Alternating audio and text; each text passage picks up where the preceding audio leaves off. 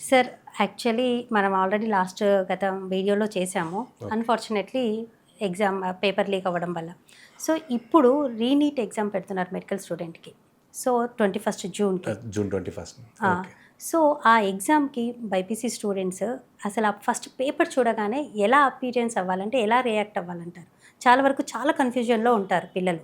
So, అవును. ఎలా appearance అయ్యి ఎలా రిటర్న్ చేయాలి అంటారు మీరు? యాక్చువల్‌గా రేపు జూన్ 21న రీనీట్ ఎగ్జామ్ జరుగుతుంది మేడం మన ఇండియాలో. అన్‌ఫార్చునేట్‌లీ అది ఫస్ట్ టైం లీక్ అవ్వటం వల్ల మళ్ళీ రీనీట్ ఎగ్జామ్ జూన్ 21న కండక్ట్ చేస్తున్నారు.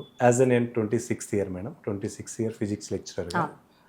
బట్ ఈ 26 ఇయర్స్‌లో కూడా ఒక 13, 14 ఏళ్ల నుంచి రెగ్యులర్‌గా బైపీసీ వాళ్ళని నేను చూస్తున్నాను మేడం. వాళ్ళు ఏ విధంగా అంతకుముందంటే మనకి ఎంసెట్ ఉండేది.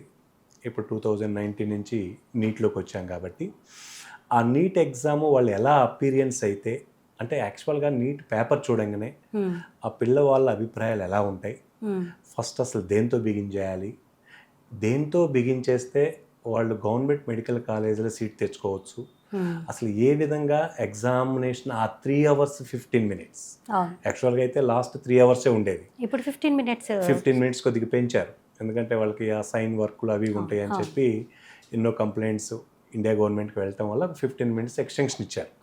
ఓకే, చాలా మంచిది మేడం. ఇది పిల్లవాళ్ళకి చాలా మంచి అవకాశం కూడా. ఎందుకంటే 3 hours అంటే 3 hours 15 minutes. 3 hours 15 minutes ఈ టైంని వాళ్ళు ఎలా సద్వినియోగం చేసుకుంటే మనకి డాక్టర్ సీట్ తెచ్చుకోవచ్చు, ఫ్రీ మెడికల్ సీట్ తెచ్చుకోవచ్చు తెలంగాణలో అంటానికి నేను కొన్ని పాయింట్స్ ఇద్దాం అనుకున్నాను మేడం. కొద్దిగా లాస్ట్ 13 years నుంచి ఈ మెడికల్ స్టూడెంట్స్ నేను అపీరియన్స్ చూస్తున్నాను కాబట్టి జనరల్గా కోచింగ్ ఇచ్చేటప్పుడు ఏ కాలేజీ అయినా ఏ కోచింగ్ సెంటర్ అయినా కోచింగ్ ఇచ్చేటప్పుడు బైపీసీ స్టూడెంట్స్కి ఒక ప్యాటర్న్ అలవాటు చేసి పంపుతారు మేడం. లెక్చరర్స్ కానీ ఒక ప్యాటర్న్ అలవాటు చేస్తారు. ఏమని అలవాటు చేస్తారంటే, కొంచెం 3 గంటలు ఉంది కదా, ఫస్ట్ బయాలజీ చేయండి, నెక్స్ట్ కెమిస్ట్రీ చేయండి, తర్వాత ఫిజిక్స్ చేయండి. ఇది రెగ్యులర్గా దాదాపుగా 80% ఇట్ మస్ట్ బి ఫాలో. ఎందుకంటే బయాలజీ బాగా స్కోరింగ్ సబ్జెక్టు, కెమిస్ట్రీ సగం థియరీ సగం ప్రాబ్లమ్స్ ఉంటాయి కాబట్టి కొద్దిగా స్కోర్ చేయొచ్చు, ఫిజిక్స్ మోస్ట్లీ ప్రాబ్లమాటిక్, థియరీ కొద్ది కష్టంగా బైపీసీ వాళ్ళు ఫీల్ అవుతారు కాబట్టి లాస్ట్లో ఫిజిక్స్ చేయమని చెప్పి పంపిస్తారు. జనరల్గా ఏ కాలేజీ అయినా ఏ కోచింగ్ సెంటర్ అయినా, అఫ్కోర్స్ నా అకాడమీలో నా పిల్లలతోనైనా జనరల్గా అదే చెప్తాం. బట్ జనరల్గా మనం చెప్పినా కానీ పిల్లవాడు చేసేది అదే. ఎందుకంటే బైపీసీ వాళ్ళకి బయాలజీ అంటే ప్రాణం. బయాలజీ అమ్మో బయాలజీ ఫస్ట్ బయాలజీ. ఎందుకంటే they are more interested on biology. అందుకని వాళ్ళు ఫస్ట్ బయాలజీ చేస్తారు, బట్ కెమిస్ట్రీ నెక్స్ట్ చేస్తారు, లాస్ట్ ఫిజిక్స్ చేస్తారు.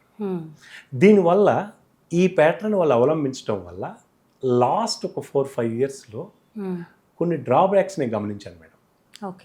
ఎందుకంటారు సార్ అలా? అదే మేడం, ఆ డ్రాబ్యాక్స్ ఏంది కథ అనేది ఒకసారి కనుక మీరు చూస్తే, సపోజ్ ఫస్ట్ మనం ఏదైతే ఫస్ట్ బయాలజీ కెమిస్ట్రీ ఫిజిక్స్ అంటున్నామో అది కొంతవరకు బెటరే అయినా కానీ, బట్ పిల్లవాడు ఎగ్జామినేషన్ హాల్లోకి వెళ్ళిన తర్వాత పేపర్ చూసిన తర్వాత ఒకసారి ఫస్ట్ 3 hours 15 minutes ఉంది, ఫస్ట్ ఒకసారి ఒక 5-10 minutesలో పేపర్ మొత్తం ఒకసారి తిరగేయాలి మేడం.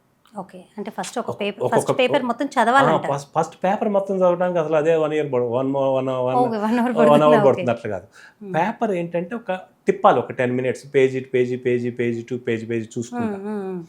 బట్ ఎందుకంటే వాడి ఆప్షన్ ఎలా ఉంటుంది అంటే, ఫస్ట్ బైపీసీ బయాలజీ రాయండి, నెక్స్ట్ కెమిస్ట్రీ రాయండి, లాస్ట్లో ఫిజిక్స్ రాయండి అని ఒపీనియన్తో వీడు ఎగ్జామినేషన్కి వెళ్తాడు. Suppose what is my question means, biology టఫ్గా ఇచ్చాడు, కెమిస్ట్రీ మోడరేట్గా ఇచ్చాడు, ఫిజిక్స్ ఈజీగా ఇచ్చాడు, అప్పుడు పరిస్థితి ఏంది? పిల్లవాడు బుక్ అయిపోతాడు. అంటే పేపర్ సెట్టర్ అనే అతను పిల్లల్ని ఏ విధంగా కన్ఫ్యూజ్ చేయాలో అన్ని రకాల జాగ్రత్తలు తీసుకుంటారు మేడం. బట్ ఆ 3 గంటల 15 నిమిషాల్లో పిల్లల్ని చాలా రకాలుగా కన్ఫ్యూజ్ చేయదలుచుకుంటారు.